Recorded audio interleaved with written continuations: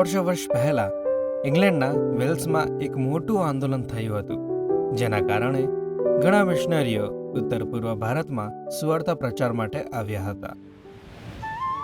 આસામ નામના વિસ્તારમાં ઘણી જાતિઓ હતી જે જંગલી અને જોખમી હોવા માટે જાણીતી હતી. તે સમય દરમિયાન મિશનરીઓ ગારો જાતિના લોકોને ઈસુ વિશે સુવાર્તા કહેવા માટે ગયા. છતાં કે ગારો જાતિના લોકો હિંસક તરીકે જોવામાં આવતા, આસામમાં મોટા જંગલો હતા અને ઘણાને લાગતું કે વિદેશી લોકો માટે ત્યાં રહેવું અશક્ય છે. તેમ છતાં મિશનરીઓ આવ્યા અને સુવાર્તા પ્રચાર કરી અને નોક્સિંગ નામના ગારો માણસે અને તેના પરિવારે ઈસુને અનુસરણ કરવાનું નક્કી કર્યું. ગામના વડા ગુસ્સે થઈ ગયા અને નોક્સિંગ અને તેના પરિવારને બધાની સામે બોલાવ્યા. તેણે તેઓને કહ્યું કે તેઓ તેમનો વિશ્વાસને છોડી દે અથવા મારી નાખવામાં આવે. નોક્સિંગ પવિત્ર આત્માથી ભરપૂર થઈને કહ્યું, મેં ઈસુને અનુસરણ કરવાનું નક્કી કર્યું છે, હું પાછો નહીં વળી. ત્યારબાદ વડાએ તેના તીરંદાજોને નોક્સિંગને 2 પુત્રને મારી નાખવાનો આદેશ આપ્યો.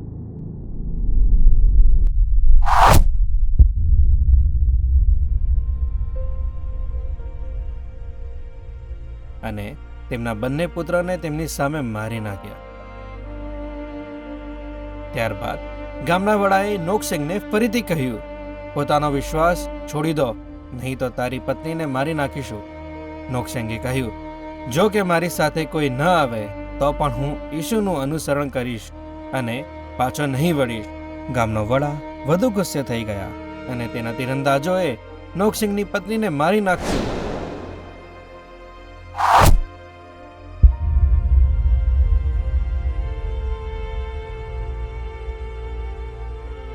પછી તેણે નોક્સિંગને કહ્યું, જો તું ઈસુને છોડશે નહીં તો તને પણ મારી નાખવામાં આવશે. નોક્સિંગે કહ્યું, મારી આગળ વધસ્તંભ છે, મારી પાછળ દુનિયા છે, હું પાછો વળીશ નહીં. તીરંદાજોએ નોક્સિંગને તીર મારી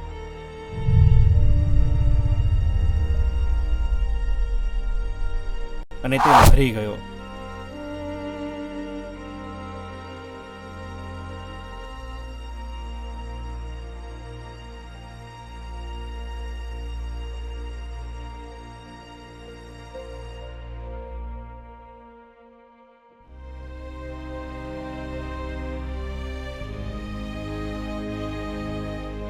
પરંતુ ગામનો વડા તેના વિશ્વાસથી પ્રભાવિત થયો. તેને આશ્ચર્ય થયું કે આ માણસ અને તેનો પરિવાર કેમ આટલા લાંબા સમય પહેલા અને દૂરના કોઈ વ્યક્તિ માટે મરણ પામ્યા. પછી ગામના વડાએ જાહેરાત કરી કે તે પણ ઈસુને અનુસરણ કરશે અને આખા ગામના લોકો તેમના વિશ્વાસથી પ્રેરિત થયા અને તેઓએ પણ વિશ્વાસ કરવાનું નક્કી કર્યું. આ રીતે ગામના બધા લોકોએ ઈસુને ગ્રહણ કર્યું અને નોક્સિંગના જીવનના આ છેલ્લા શબ્દોને તેમની ભાષામાં ગાવા લાગ્યા. પરિણામ સ્વરૂપે તેઓનું સ્વભાવ બદલાઈ ગયું. તેઓએ મારી નાખવાનું બંધ કરી દીધું અને પ્રેમ કરવાનું શરૂ કર્યું. જે જગ્યાએ જવા માટે ઘણા લોકો પહેલાં ડરતા, તે જગ્યાએ હવે બધાનું પ્રેમભરી સ્વાગત કરવામાં આવે છે.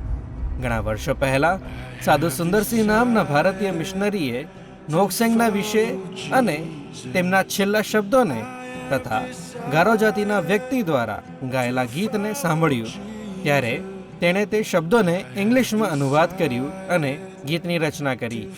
બિલી ગ્રહામ, જે અમેરિકાનું સુવાર્તિક છે, તેણે આ ગીત તેમની બધી પ્રચાર સભાઓમાં ગાયું અને આ ગીત દુનિયાના બધા ખૂણામાં ફેલાઈ ગયું અને હવે આ ગીત વિશ્વના દરેક સભાઓમાં ગાવાય છે. વહાલા બાળકો, ઈસુએ કહ્યું, હું પુનરુત્થાન તથા જીવન છું. જે કોઈ મારા ઉપર વિશ્વાસ કરશે, જો કે તે મરી જાય તો પણ જીવિત રહેશે. નોક્સિંગ જાણતા હતા કે તેમનું નામ સ્વર્ગમાં જીવનના પુસ્તકમાં લખાયેલું છે. ન તો નોક્સિંગને ન તો પરિવારને મૃત્યુનો ડર હતો, કારણ તેઓ જાણતા હતા કે જો તેઓ મૃત્યુ પામશે તો પણ તેઓ સ્વર્ગમાં એકબીજાને મળશે. નોક્સિંગ તમામ મુશ્કેલીઓ અને પડકારો વચ્ચે પણ ઈસુનું અનુસરણ કરવાનું નક્કી કર્યું. વધસ્તંભ પરના ઈસુના પ્રેમ સામે જેમણે તેમના માટે પોતાનું લોહી વેવડાવ્યું, તેના કરતાં વધારે નોક્સિંગ માટે બીજું કાંઈ નહોતું. તેઓ અન્ય ગ્રામજનો માટે એક ઉદાહરણ બન્યા. જેમ નોક્સિંગનું જીવન ઘણા લોકોને ખ્રિસ્ત તરફ દોરી લઈ ગયા, તેમ આપણું જીવન પણ ઘણા લોકોને ખ્રિસ્તની તરફ લઈ જવું જોઈએ. પાઉલની માફક આપણે પણ કહીએ, મારા માટે જીવવું એ ખ્રિસ્ત અને મરવું તે લાભ છે. કારણ કે હું મુશ્કેલીઓનો સામનો કરું છું અને તેનાથી હું શરમાતો નથી, કેમ કે જે પર મેં વિશ્વાસ કર્યું છે તેને હું જાણું છું.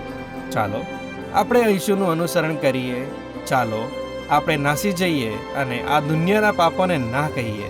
ચાલો આપણે લડીએ અને દોડ પૂરી કરીએ અને આપણા જીવનમાં અંત સુધી ઈસુ માટે જીવીએ. પ્રભુ તમને સર્વને કૃપા આપે.